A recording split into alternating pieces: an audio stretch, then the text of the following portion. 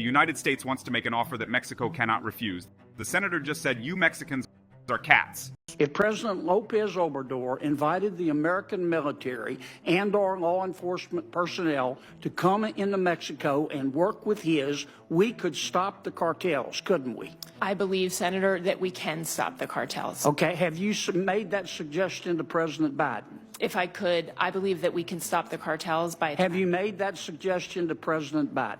Senator, I have been very vocal in the whole of government setting on the importance of fentanyl and all of us using every single effort. I'm going to make a first pause here. First, the problem of zombies, of people staggering down the street, melting down, which seems to be taken out of a zombie series, that the solution to that problem, because it is linked to the consumption of fentanyl and other synthetic drugs, is to end the supply.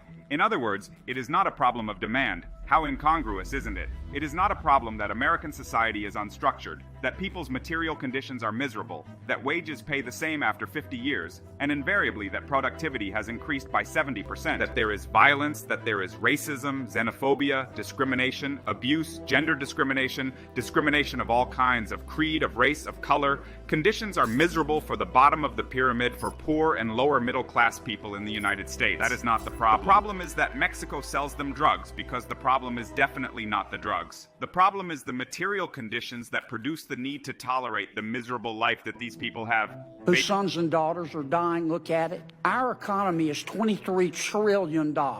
Mexico's economy is $1.3 trillion. Ours is 18 times bigger.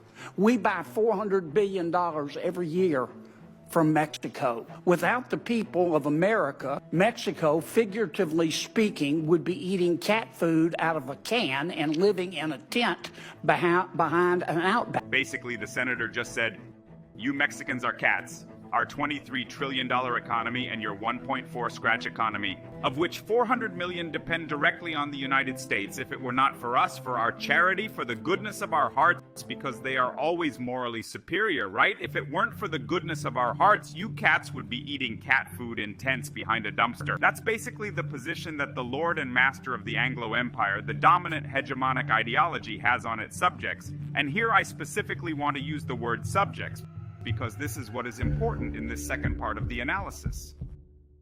Whenever there is a dominance between a master and a slave, there are permitted levels and impermissible levels of how you talk about this relationship of dominance. The dominance of the United States over Mexico seems irrefutable to me. We can complain about it. We can say, oh no man, the gringos are really suckers. They are really abusive. They take advantage of us. We can do that. What we can't do, you know what it is? Openly admit that the United States is our master. That would not be allowed. If tomorrow a Mexican senator comes out, let's assume, right? A candidate for the governorship or for a presidency and says, you know what? It's true. We have to admit that the United States owns us, and the sooner we admit that the United States owns us, the sooner we are going to fix these problems. That person would disappear faster than the most fervent critic of the Anglo Empire.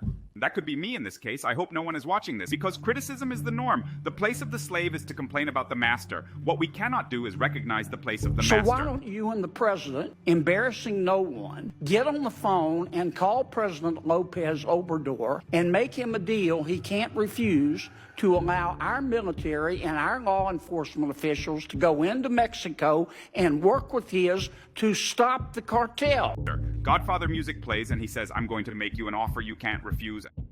An offer you can't refuse is not really an offer. It is an obligation disguised as an offer. And I don't know if you remember the movie The Godfather, but that phrase is followed by a person waking up with their horse's head decapitated on their bed bloody, giving them to understand that it is in their best interest to make the decisions that are being suggested to them. And here I want to do the last part of the analysis. What is worse? An authoritarian dad or a postmodern, woke, deconstructed dad? The authoritarian dad comes in on the weekend and tells you, you asshole, get up, we're going to visit your grandmother. And you get up and go visit your grandmother. Because if you don't, you know it's going to be bad for you. A postmodern dad stands at the edge of your room and says, son, don't you think you should visit your grandmother?